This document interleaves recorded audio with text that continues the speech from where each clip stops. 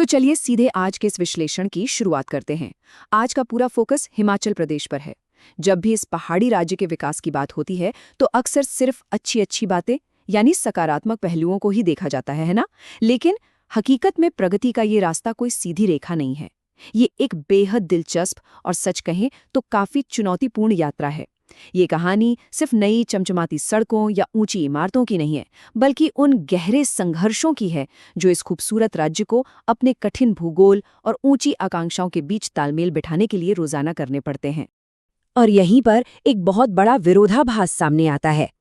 एक तरफ है विकास की ओर बढ़ने की स्पष्ट इच्छा शक्ति, राज्य लगातार ऊपर उठना चाहता है, नई नीतियां, औद्योगिकरण और जीवन स्तर सुधारने की लालसा बिल्कुल साफ नजर आती है। लेकिन दूसरी तरफ हैं बड़ी चुनौतियां। ये बिल्कुल किसी भारी लंगर की तरह काम करती हैं, जो इस तेज गति को पूरी ताकत से पीछे की ओर खींच रही हैं। ये समझना बहुत जरूरी है कि विकास की ये तीव्र इच्छा और जमीनी हकीकत की ये भारी रुकावट एक साथ कैसे टकरा रही हैं। ये बिल्कुल एक रस्साकशी के खेल जैसा है। एक कदम आगे बढ़ता है तो पुरानी व्यवस्था की कमियां उसे वापस पीछे खींच लेती हैं। इस उलझन को सुलझाए बिना कोई भी प्रगति स्थायी हो ही नहीं सकती। तो अब सवाल उठता है कि आखिर वो कौन सी सटीक रुकावटें हैं। आइए सीधे राज्य की उन 4 प्रमुख चुनौतियों पर नजर डालते हैं जो इस विकास की गति पर सबसे गहरा असर डाल रही हैं। ये 4 मुख्य चुनौतियां हैं: स्वास्थ्य, रोजगार, पर्यावरण और कानून व्यवस्था। दिलचस्प बात यह है कि ये अलग अलग नहीं बल्कि आपस में उलझे हुए एक जाल की तरह हैं। सबसे पहले स्वास्थ्य को ही ले लीजिए। कठिन पहाड़ी रास्तों के कारण दूर दराज के इलाकों में आज भी अच्छी मेडिकल सुविधाएं पहुंचाना किसी बड़ी चुनौती से कम नहीं है। इमरजेंसी के वक्त मरीजों को बड़े अस्पतालों तक ले जाना सच में एक बड़ा संघर्ष बन जाता है। उसके बाद बात आती है रोजगार की। राज्य में बड़े उद्योगों की काफी कमी है, जिसका सीधा असर युवाओं पर पड़ता है। आर्थिक स्थिरता और बेहतर भविष्य के लिए उन्हें अक्सर मैदानी इलाकों या बड़े शहरों की ओर पलायन करना पड़ता है, जिससे राज्य की अपनी ऊर्जा कम हो जाती है। तीसरा और शायद सबसे गंभीर मुद्दा है पर्यावरण। हिमाचल जैसे संवेदनशील क्षेत्र के लिए यह सीधे तौर पर अस्तित्व का सवाल है। नई सड़कों या जल विद्युत परियोजनाओं के निर्माण और प्रकृति के बीच का संतुलन बेहद नाजुक है। यह संतुलन जरा भी बिगड़ा तो भूस्खलन और आपदाओं का खतरा तुरंत बढ़ जाता है। और अंत में कानून व्यवस्था। यही वो धागा है जो पूरे सामाजिक आर्थिक ढांचे को सुरक्षित रखता है। एक सुरक्षित माहौल के बिना न तो बाहरी निवेश आएगा और न ही स्थानीय लोग शांति से काम कर पाएंगे।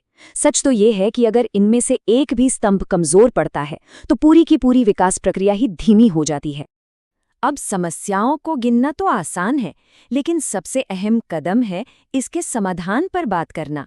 और इसी से हम पहुंचते हैं समाधान की ओर, जो है सरकार और समाज की भूमिका। इन भारी बाधाओं से निपटने के लिए केवल प्रशासनिक कोशिशें ही काफी नहीं हैं। इन गहरी समस्याओं का कोई रातों रात निकलने वाला जादुई हल तो है नहीं।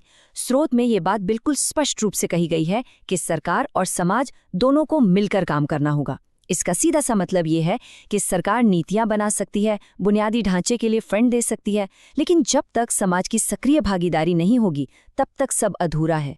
उदाहरण के लिए ये बात बिल्कुल साफ है कि जब तक स्थानीय समुदाय खुद पर्यावरण को बचाने के लिए आगे नहीं आएंगे, कचरा प्रबंधन को अपनी जिम्मेदारी नहीं मानेंगे, तब तक कोई भी नियम पहाड़ों को प्रदूषण से कैसे बचा सकता है।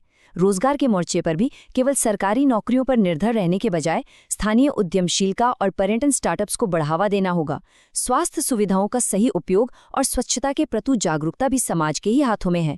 ये कोई एक तरफा रास्ता नहीं है, बल्कि एक पूरी तरह से सामूहिक जिम्मेदारी है।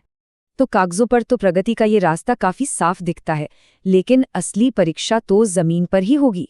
और यही आज के सबसे बड़े और महत्वपूर्ण सवाल पर लाकर खड़ा कर देता है। क्या सरकार और समाज इन चुनौतियों का मिलकर सामना कर पाएंगे? क्या सभी मतभेदों को भुलाकर एक मजबूत, एकजुट इकाई के रूप में काम किया जा सकेगा? क्योंकि केवल कागजों पर बनी योजनाएं इस खूबसूरत पहाड़ी राज्य का भविष्य नहीं बदल सकती। इसके लिए एक सच्चे, साझा संकल्प की जरूरत है। इसी विचारणीय प्रश्न के साथ स्रोत सामग्री पर आधारित आज का ये विश्लेषण यहीं समाप्त होता है।